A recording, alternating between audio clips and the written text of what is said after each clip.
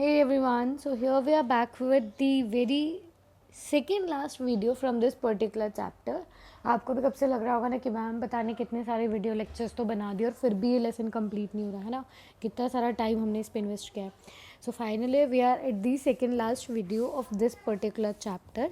ठीक है, जहाँ अब हम लोग प्रॉपरली समझ चुके हैं कि अकबर ने अपना एम्पायर किस तरह से रन किया था. अकबर के अलावा भी जो पूरा मुग़ल एम्पायर है वो किस पॉलिसीज़ को अडॉप्ट करते हुए रन किया करता था.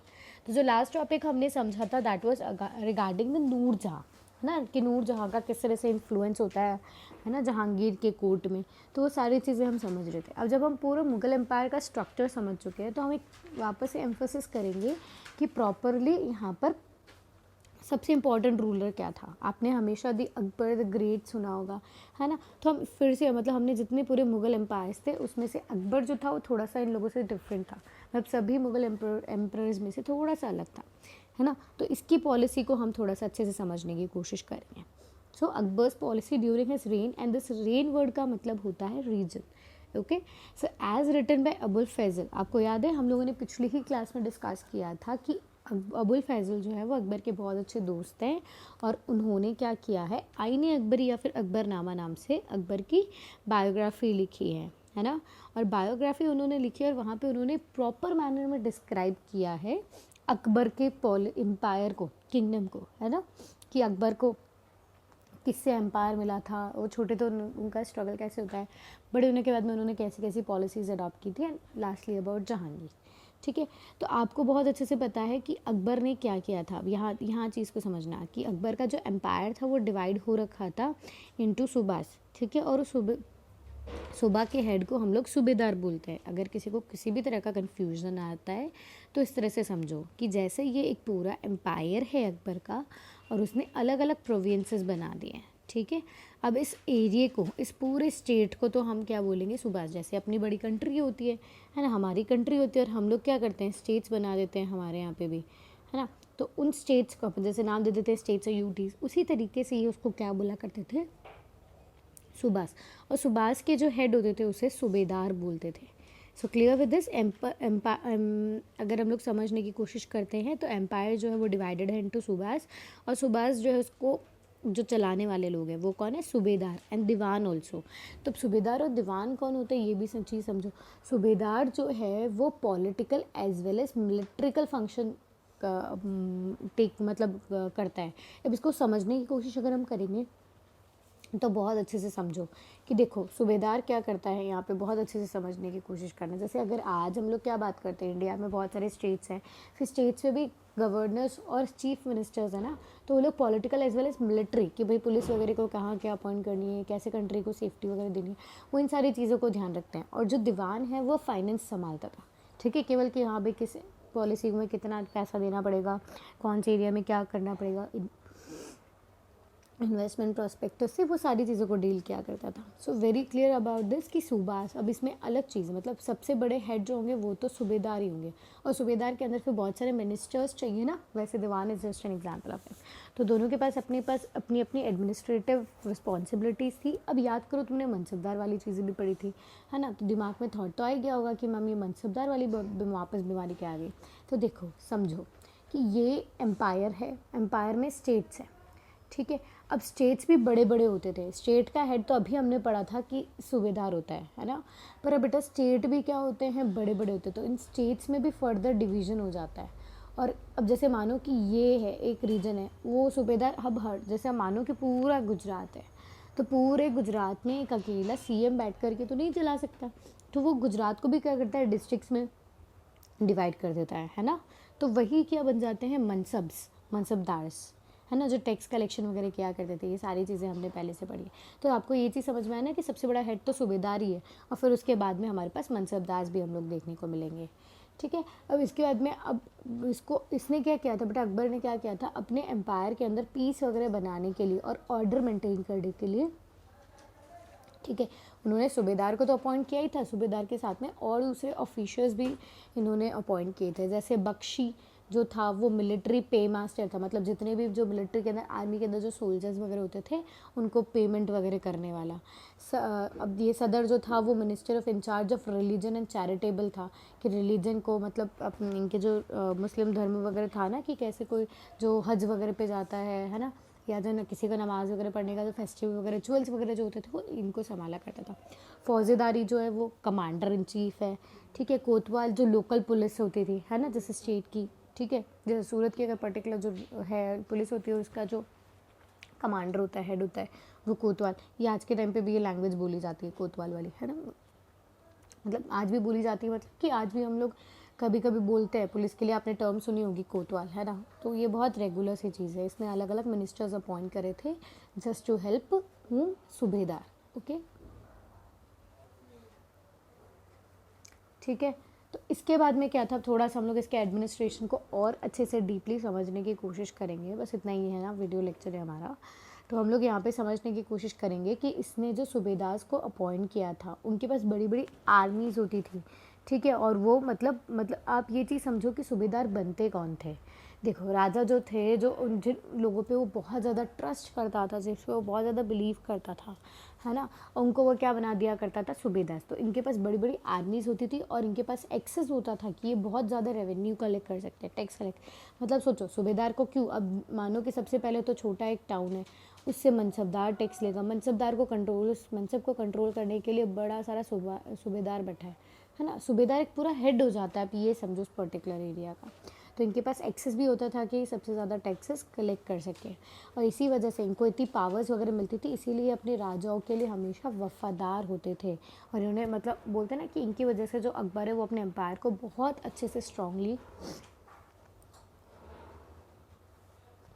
तो ये काफ़ी लॉयल भी होते थे और काफ़ी एफिशिएंटली इन्होंने हेल्प किया है अकबर को अपना एम्पायर रूल करने के लिए।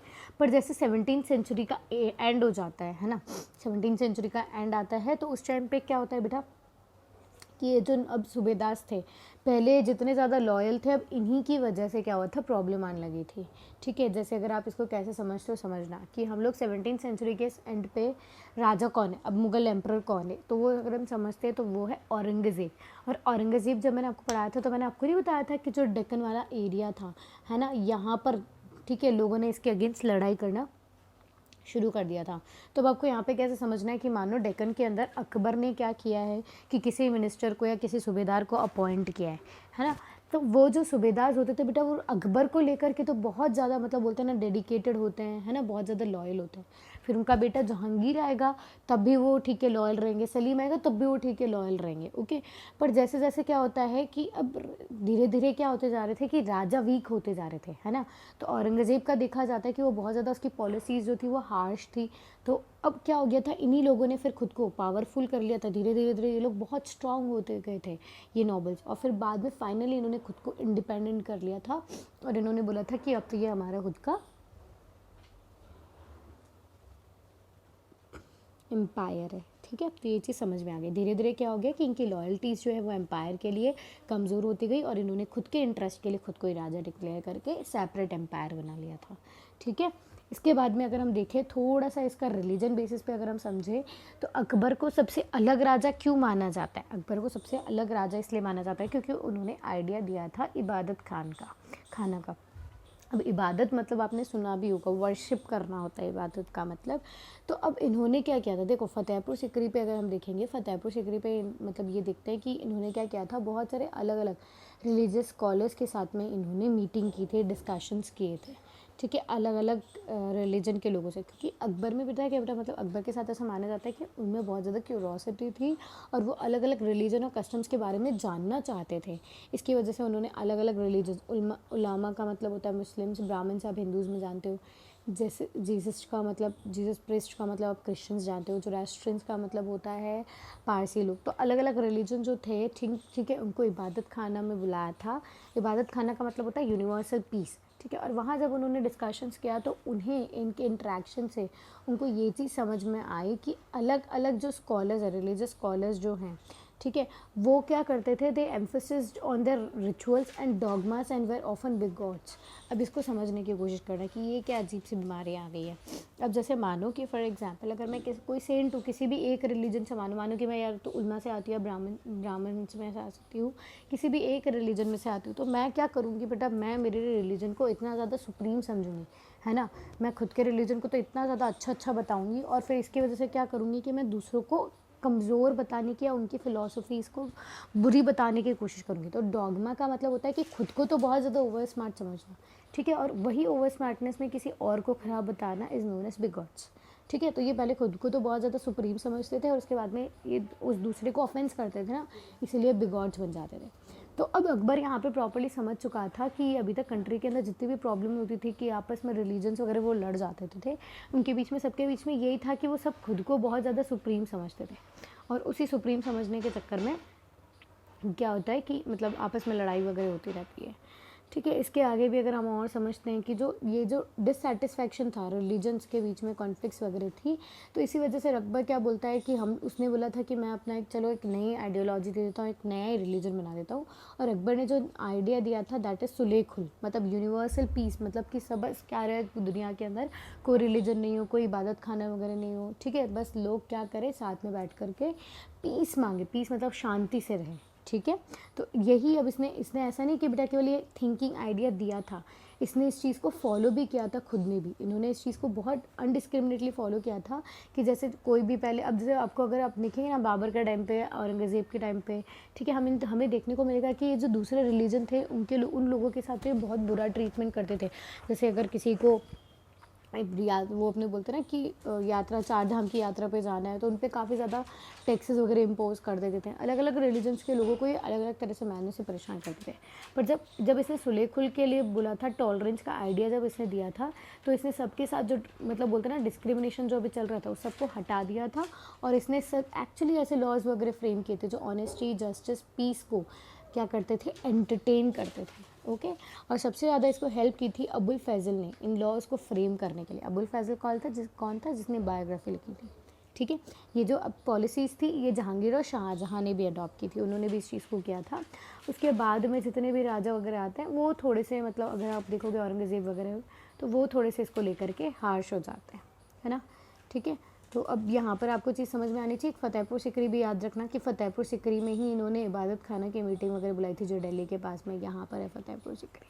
ये लोकेशंस भी आपको पता होनी चाहिए, okay. So clear with the Mughal empire कि अकबर की पॉलिसीज़ को देख रहे थे। बस अब एक और लास्ट टॉपिक जो हमारा बाकी है, बस हमें यहाँ पर यही देखना है कि इसके बाद में जो अदर जो आएंगे राजा, उनकी पॉलिसीज़ कैसी होती है। तो वो तो एक मतलब लाइक हार्डली 10 से 15 मिनट्स का टॉपिक है, so that will discuss in a live class only, okay। Thank you everyone.